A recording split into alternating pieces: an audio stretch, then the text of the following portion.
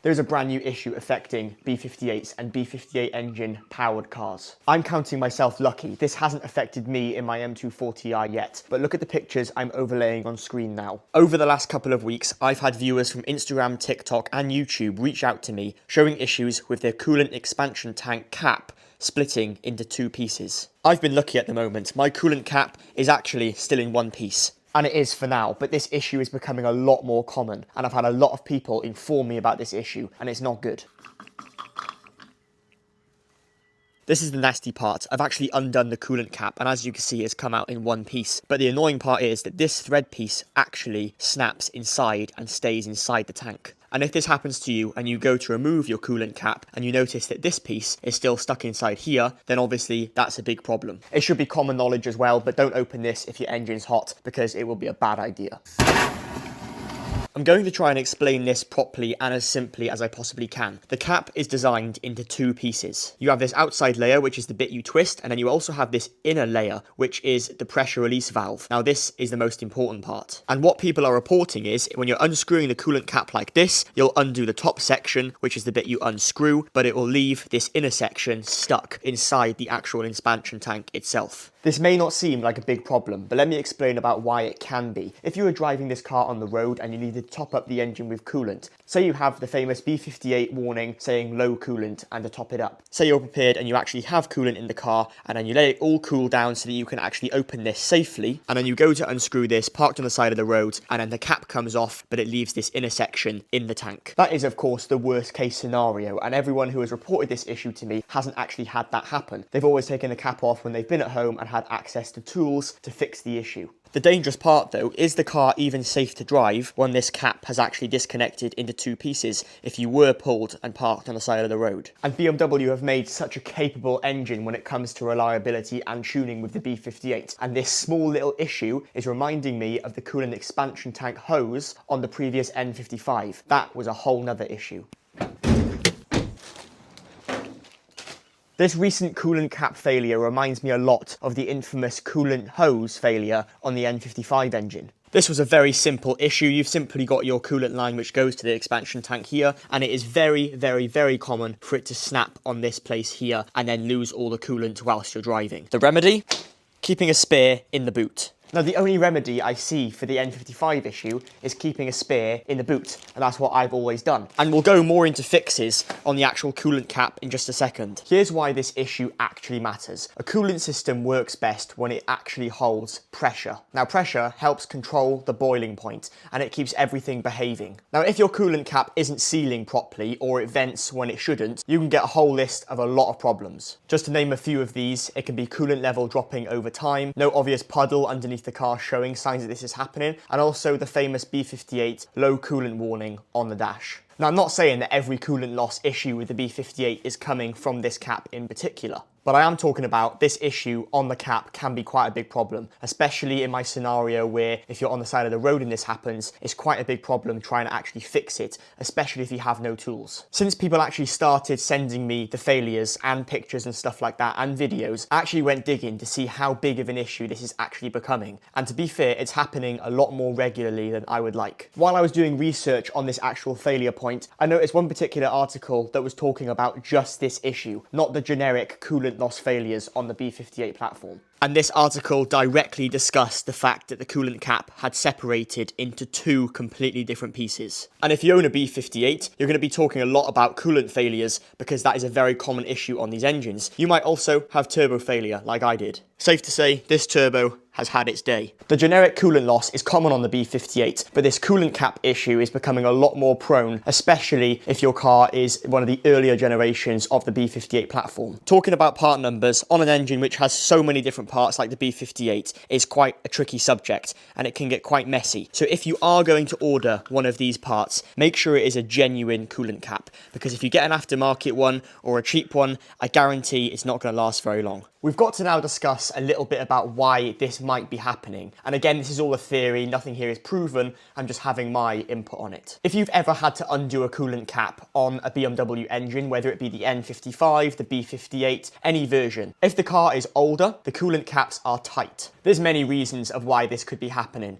It could be because the threads are damaged, people have tightened it up too tight, Combining plastic as well with lots of heat cycles deteriorates it very quickly. It's not really designed to go from a really high temperature all the way back down. So that is something to bear in mind. And of course, if the cap is quite tight, people automatically twist harder to undo it. And at that point, you're basically putting the cap under a lot of pressure that it was never actually meant to withstand. And then that is why I think it's actually tearing into two separate pieces, leaving half of it inside of the expansion tank. The amount of times I'm undoing this cap in today's video, I have a feeling that at some point it's actually going to turn into this issue. But if you've ever tried to undo the cap and it is quite tight, for example, I can spin this and it is quite free. So as a test, let's see how tight the M2 coolant expansion tank is.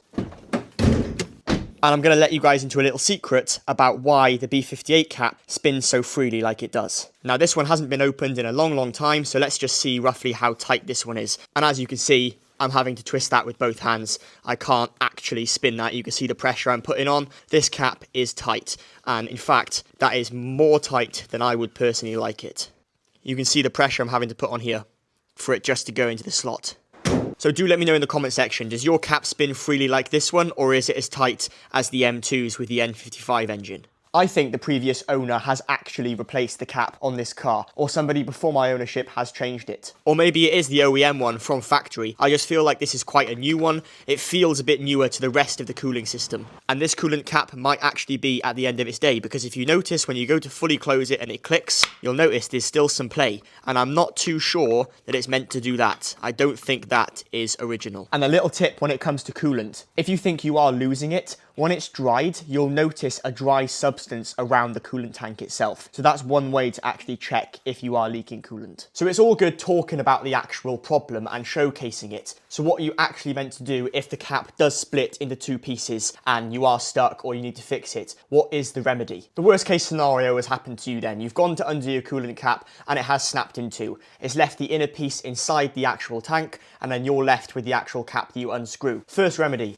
Some of these long nose pliers. These are really handy, and I would recommend also, on a side note, keep a little toolkit in the boot of your car. Just little things like a few pliers, little screwdriver. It's always handy. You'll never know when you need it. Remember, plastic that goes through a lot of heat cycles up and down can become very brittle. So if this has snapped in two pieces and you're removing it, you've got to be really careful you don't drop any bits of plastic in the tank, because that is going to then enter your cooling system. It could damage your water pump, and trust me, the B58 has 3 water pumps and they're not cheap to replace. So if it is cracking and crumbling and bits of plastic are actually falling into the tank, slow down, take your time. Now the people who have had this issue and they've reached out to me on Instagram, etc., have shown me what they've done to fix the issue. What they've done is put the pliers in and they've grabbed it, and then what they're doing is they're pulling up while also twisting. But again, if it starts breaking, if you think you're going to do a really bad job of it, you've got to remember to slow down, and if all fails and you can't get it out, you can get a replacement tank from BMW themselves, which might be the simplest option. Remember, if your section is stuck inside and you are really struggling to get it out,